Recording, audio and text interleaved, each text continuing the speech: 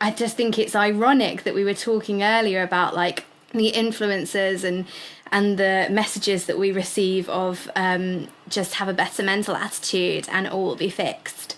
The real swizz in all this is that either you're doing the positive mental attitude, which isn't I'll think better and I'll be better.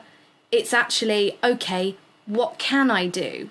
Like, that's the real positive mental attitude. That's like reality and hope mixed in together. Yeah. That, for me, that's beautiful. is, right? So that's positivity to me. That's like the actual helpful positivity, as opposed to the positivity that weirdly makes you feel like shit. Yeah. The kind of vapid positivity. Exactly. Yeah. Yeah. Well, there's that new terminology that I've been reading about called toxic positivity. Yeah. And I feel like I was just waiting for it to have a name. So like, there you go. Like that's the name of the smile, it might never happen mentality. Or like the look for the silver lining. And although like sometimes it's really nice when you do find a silver lining, or if somebody says, oh well, but at least this, occasionally you're like, oh okay, yeah. But most of the time, you're just like, fuck off. No. Like, we're already trying, dude. Maybe we need a moment to be like, this sucks that this has happened. Because otherwise, the alternative is that you work through it and you repress it and you bury it. And then it springs out in some way that you weren't expecting. Yeah. It's not the one, no. It also reminds me of a conversation that I was having yesterday with a friend. We were talking about the kind of relentlessness of the performance industry and about how there's this idea, I saw it as a cartoon once, there's two people digging for diamonds and they're digging and digging and digging and digging, and there's one guy who's just continuously going, and then there's one guy who's really tired and he's kind of turned his back and he's walking away, and there's like a tiny amount of mud that he would have had to get through, and then there's a massive great diamond. And the idea is you should always keep going because you never know how close you are to the diamond.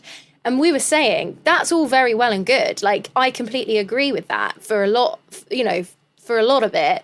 You've got to keep going. You've got to be tenacious. You've got to persevere. But at some point, surely you've got to stop because, you've done so much digging. What if when you get to it, the diamond's tiny? Or what if when you get to it, you're like, I've got the diamond, now what? And then you're not happy. For what?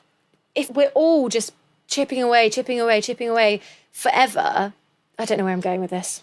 I think I do. I know with sometimes psychic Bert and Ernie, that you're saying that it's all very well to say, keep going, you don't know how close you are, but you have to, at some point, know when too much is too much. Right. And if you are told to sort of turn off your body signals that are telling you this is too much, like you were saying, Izzy, listening to your body, if you are told to turn off or turn down the volume on the critical voice in your head that is sometimes your saboteur, and sometimes, babe, it's actually your saviour, because it's saying you are about to burn out. Right. You need to put down your shovel. Right. Even if you decide to pick it up again, just put it down for a little bit. And also, there's no shame in stopping digging. If you do decide that enough is enough, there's nothing wrong with that. You haven't failed.